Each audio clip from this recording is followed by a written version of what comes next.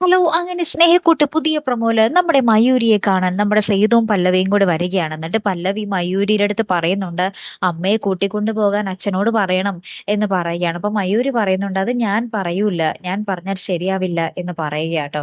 അപ്പൊ ഇത് കേട്ടപാടെ നമ്മുടെ സേതു എന്താണ് എന്നുള്ള രീതിയിൽ നമ്മുടെ മയൂരിയെ നോക്കുന്നുണ്ടേ. പ്രത്യേകിച്ച് പിന്നെ അവിടെ മറുപടി ഒന്നും പറയുന്നതായിട്ട് കാണിക്കുന്നില്ലാട്ടോ.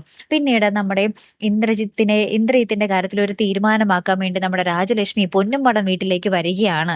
അതായത് ഇന്ദ്രജിത്തിന് ഇവിടെ താമസിക്കണം, പൊന്നുംപടം വീട്ടിൽ ഋതുവിന്റെ ഒപ്പം താമസിപ്പിക്കണം എന്ന് പറയാൻ വേണ്ടി. അപ്പൊ ഇവിടെ വരുമ്പോ നമ്മുടെ ഹരി പറയും, ചട്ടിയും കലാകുമ്പോ തട്ടിയും മുട്ടിയും ഇരിക്കും, ശരിയാണ്. പക്ഷെ ഇതിലൊരു ചട്ടി പൊട്ടിയ അവസ്ഥയിലാണ്, ഇന്ദ്രജിത്ത് എന്ന ചട്ടി പൊട്ടിപ്പോയി എന്ന് നമ്മുടെ ഹരി ഇങ്ങനെ കളിയാക്കി പറയുന്നൊക്കെ ഉണ്ട്.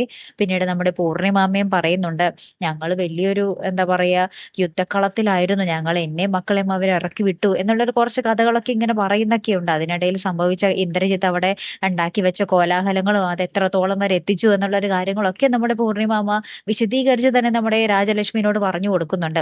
പിന്നീട് നമ്മുടെ അച്ചു നമ്മുടെ രാജലക്ഷ്മിയോട് പറയുന്നുണ്ട്, ഋതുവിന് വേണ്ടെന്ന് പറയുമ്പോൾ പിന്നെ ഞങ്ങൾക്ക് എന്ത് ചെയ്യാൻ പറ്റും? ഞങ്ങൾക്ക് അവളെ നിർബന്ധിച്ച് അങ്ങോട്ടേക്ക് അയക്കാൻ പറ്റുമോ? അല്ലെങ്കിൽ ഇന്ദ്രിയത്തിന്റെ കൂടെ താമസിപ്പിക്കാൻ പറ്റുമോ? ഞങ്ങൾക്കൊന്നും ചെയ്യാൻ പറ്റത്തില്ല എന്ന് നമ്മുടെ അച്ചുവും തറപ്പിച്ച് പറയുന്നുണ്ട്. അപ്പൊ രാജലക്ഷ്മി അമ്മ എന്ത് ചെയ്യും ഇനി എന്നുള്ള ഒരു കാര്യത്തിൽ ഇങ്ങനെ സംശയിച്ച് നിൽക്കുന്ന ഒരു രംഗങ്ങൾ തന്നെയാട്ടോ കൂട്ടുകാരെ ഏറ്റവും ഒടുവിൽ നമുക്ക് കാണുവാൻ സാധിച്ചതേ. ഇനിയപ്പോ എന്തായാലും ഋതുവുമായിട്ട് നമ്മുടെ രാജലക്ഷ്മി ഒരു സംസാരമുണ്ട്. അപ്പൊ ഋതു എന്ത് മറുപടി പറയും എന്നുള്ളതും നമുക്ക് കണ്ടു തന്നെ അറിയേണ്ടതാണ്.